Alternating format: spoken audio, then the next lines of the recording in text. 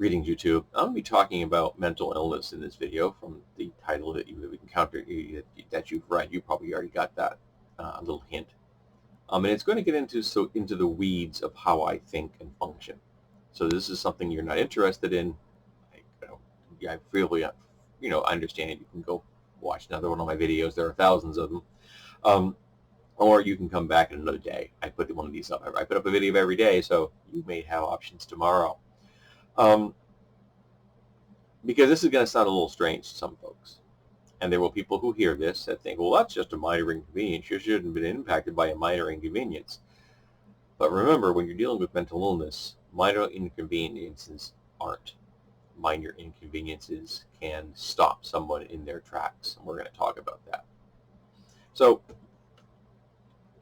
this is my phone. It's quite reflective.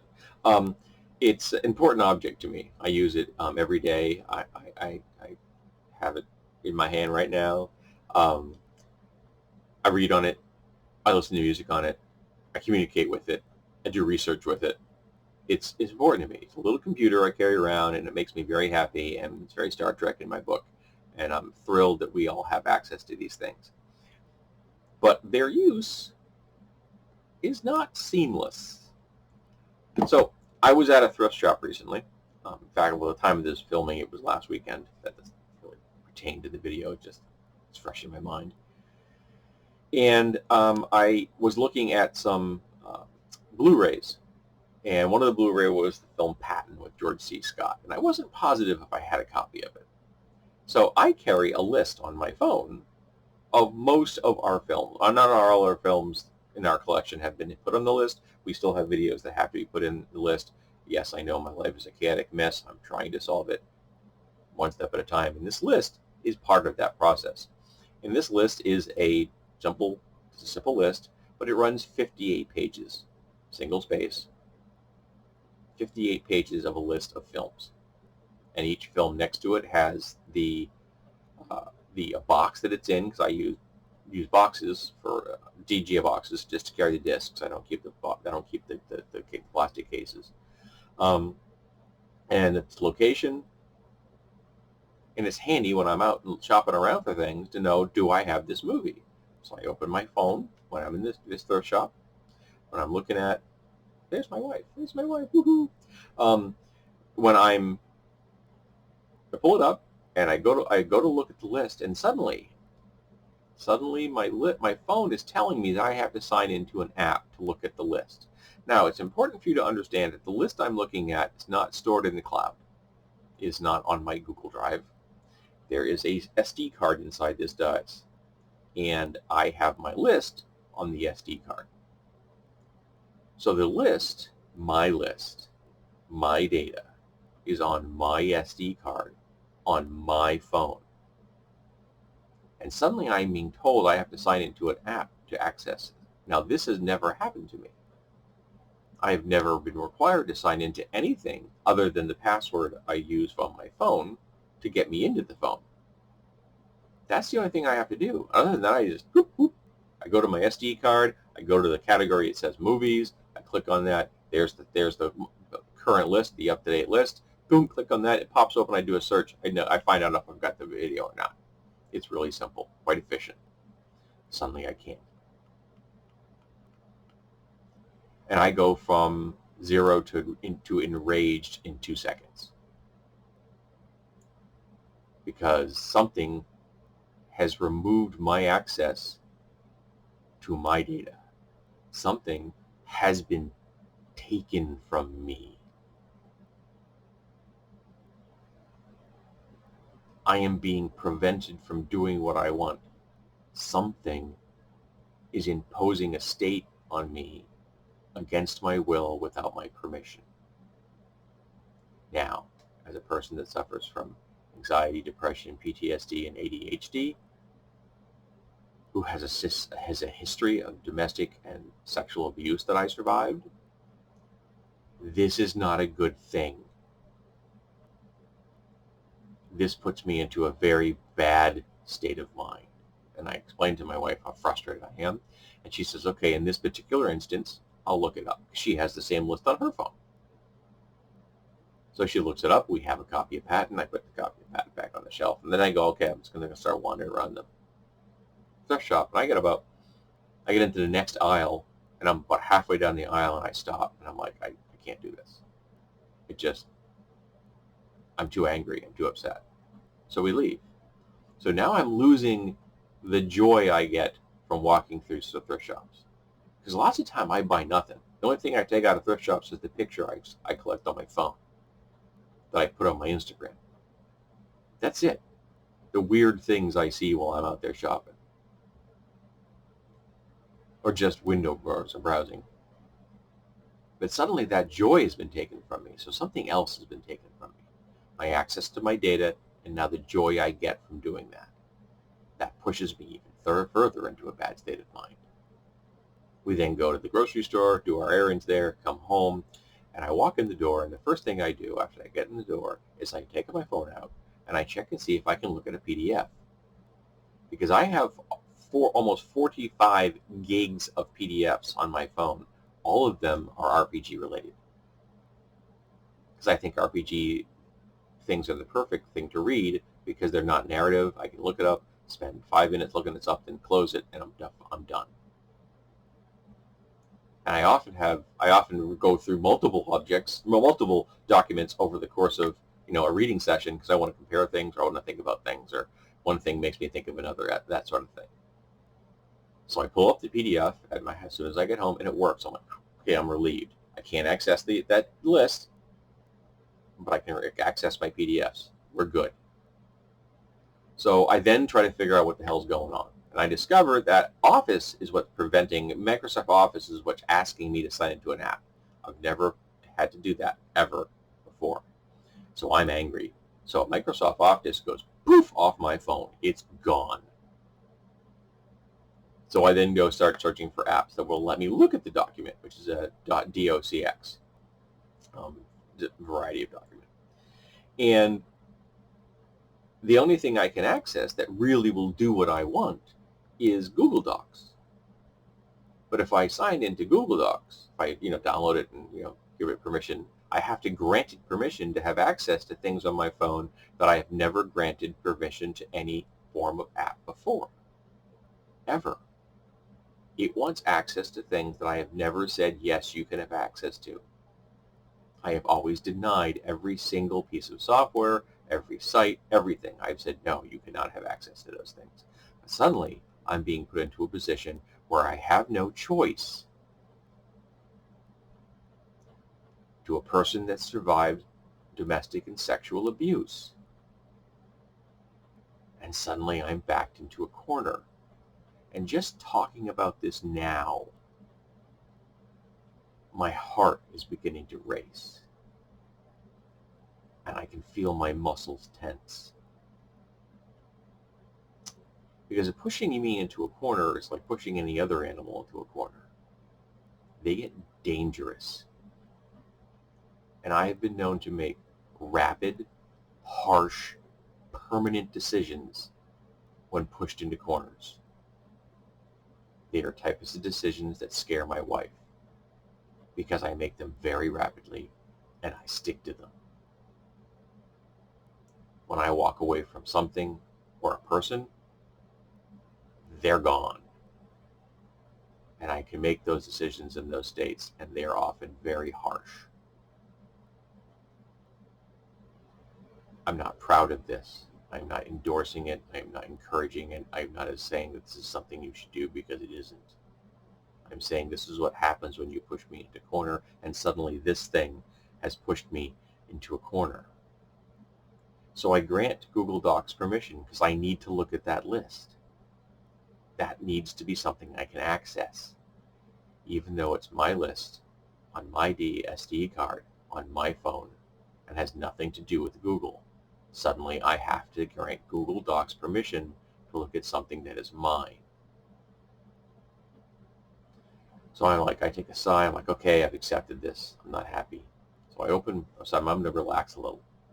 I need to get my mind off of it. God, I'm getting a headache just talking about this. So I pull up a PDF. I'm looking at Home of Beasts 2 for 5th edition currently. And suddenly my phone is asking me, what do I want to use to read this document with? Something the phone has never done. Now I understand that this may very well be a ramifications of my action. I understand that. But in that moment, it doesn't matter. In that moment, I am being denied. Something has been taken away from me. I am being pushed deeper into that corner. And I explained this to my wife. And I use my words as best I can to say, okay, I know that this has nothing to do with you, and I'm not looking for you to have any kind of solution to the problem, but I need to talk about this because you're the closest human. And I give it a description of that I'm getting into a very bad place. I don't want to be in this place, but this is where I am. I'm in this place because of this. And I'm struggling here, and she hears me talking, but unfortunately she thinks I need a solution. And she can't give me one because there isn't one. It's not her fault. It's not some deficit in my life or any other human being. My therapist could have been in that room and he couldn't have found a solution for me.